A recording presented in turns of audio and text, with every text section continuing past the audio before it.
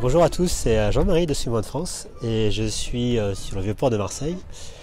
Je suis avec Philippe Bach de l'association Watch the Sea qui va vous présenter l'activité Sea Trekking. Alors on va commencer par le début. Peux-tu te présenter, Philippe? Oui, je m'appelle Philippe Bach. Ouais. Je suis cofondateur de l'association Watch the Sea qui essaie de promouvoir la pratique qu'on appelle le Sea Trekking. Le Sea Trekking. Alors, Sea Trekking, c'est un peu un néologisme.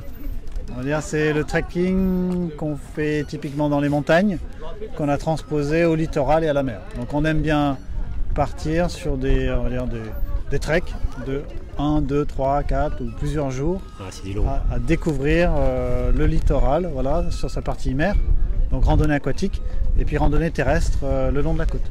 Le long de la côte. Et nous sommes ici à Marseille, mais je crois qu'avant, vous étiez à Ouessant. Oui. Et c'était sur combien de temps, avec combien de personnes? Alors, à Ouessant, c'était 3 jours avec 8 personnes, voilà, dont beaucoup de nouveaux. Voilà. Oui. Donc ce qu'on a fait, on a fait presque tout le tour de l'île d'Ouessant avec toutes ses pointes et ses caps. Et on a eu un temps assez exceptionnel puisque Ouessant c'est une île qui est assez au large, qui est souvent soumise à pas mal de vent, beaucoup de courants, beaucoup de marées. Ouais.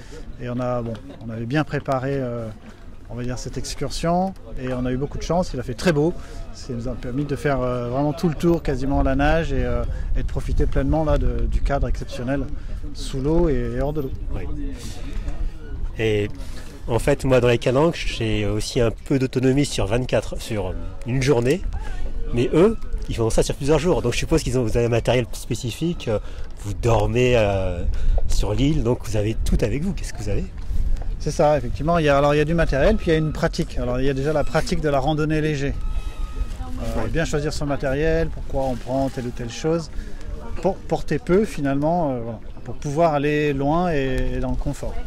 Et puis aussi effectivement il y a un matériel, on utilise un sac étanche gonflable, c'est un sac à dos, mais qu'on peut fermer, gonfler, et qu'on traîne derrière nous quand on nage. Voilà. Ouais. Dedans, il y a à manger, il y a du change de rechange, des sacs de couchage. Il y a tout. Voilà. Il y a à manger, effectivement, le couchage, les vêtements de rechange, la nourriture, la popote, tout ce qu'il faut pour vivre en autonomie pendant quelques jours. En termes d'équipement, vous avez des pales, vous avez une combi? Oui. Est-ce que vous avez des plaquettes? Non, pas de plaquettes. Alors l'activité est surtout contemplative. Voilà. On va surtout pour se reconnecter à l'océan, se reconnecter à la nature, se recentrer sur soi aussi. Voilà. C'est une activité bien-être, donc c'est principalement on va dire de la randonnée aquatique, donc pas le mastuba en surface, mais on a beaucoup de participants et de pratiquants qui sont aussi apnéistes. Voilà. Et on utilise l'apnée aussi comme un outil de science participative, parce que l'association est aussi engagée dans la protection des océans, au travers de plusieurs programmes avec instituts de recherche et autres associations. Et donc l'apnée nous permet d'aller découvrir des espèces, observer la santé des écosystèmes, aller repérer des espèces invasives ou ramasser des déchets au fond de l'eau, que ce soit à 5, 10 ou 15 mètres. Oui, alors je dirais qu'on partage pas mal de points en commun. À savoir, vous poussez le curseur de l'autonomie bien plus loin que nous, le curseur de la protection de la nature bien plus loin que nous. Peut-être aussi, en termes de kilomètres, vous êtes plus loin que nous. Oui, peut-être. Peut-être. Mais donc je pense qu'il doit y avoir des gens qui sont swimrunners qui seraient intéressés. D'ailleurs, vous avez eu des swimrunners à Ouessant, je crois. Tout à fait. Effectivement, en Bretagne, nos chemins ont croisé les chemins des swimrunners du Far West, qui sont venus découvrir notre pratique, notre activité il y a 2 ans, je crois, de cela.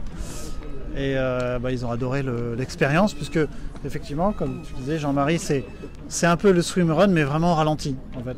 On prend le temps de découvrir, de se reconnecter à l'écosystème, de le comprendre, d'agir pour sa protection. Et puis voilà, on le fait. On peut le faire pour un jour.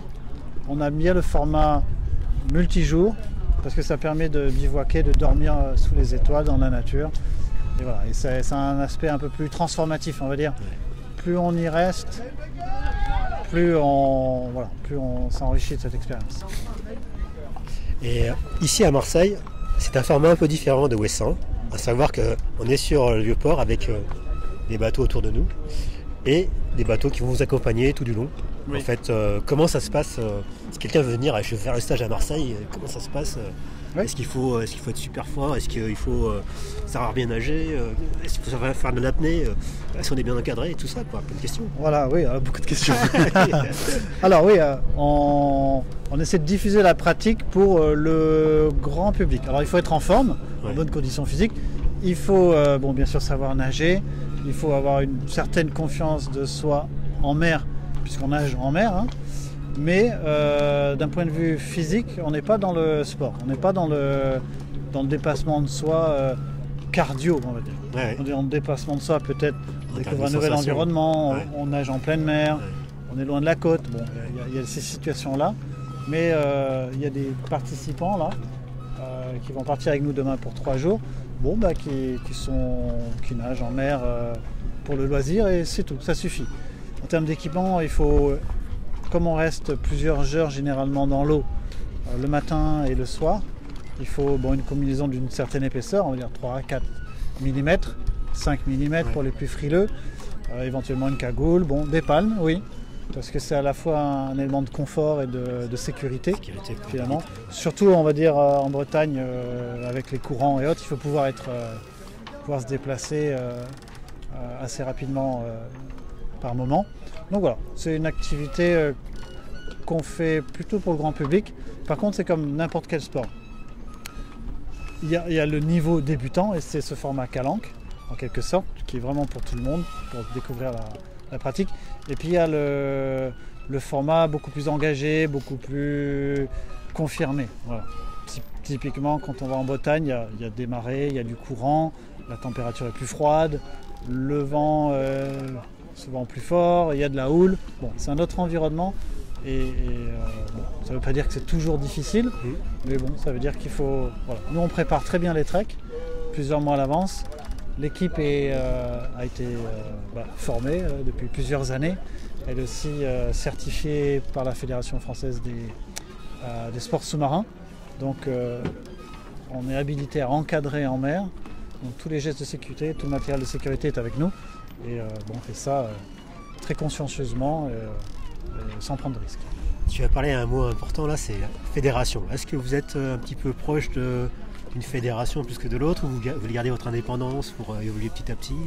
Quel est votre point de vue à ce niveau-là? Alors pour l'instant, ni l'association n'est pas fédérée et le sport, cette nouvelle pratique un peu hybride, un peu amphibie, à la croisée de la randonnée terrestre et de la randonnée aquatique, n'est pas reconnue en tant que sport. La communauté pratiquant est relativement petite. Ouais. Et pour l'instant, les instances fédérales ne s'y intéressent pas trop. Ils sont au courant. On va commencer des groupes de travail avec la Fédération française des sports sous-marins, D'accord, avec les sous-marins. qui réglemente un petit peu tout ce qui se passe en immersion. Ouais. Parce qu'en fait, dès qu'on s'immerge, finalement, ça rentre dans le domaine de prérogatives de la FFS et le SSL, entre autres. Ouais. Et je me souviens d'une conversation qu'on a eue.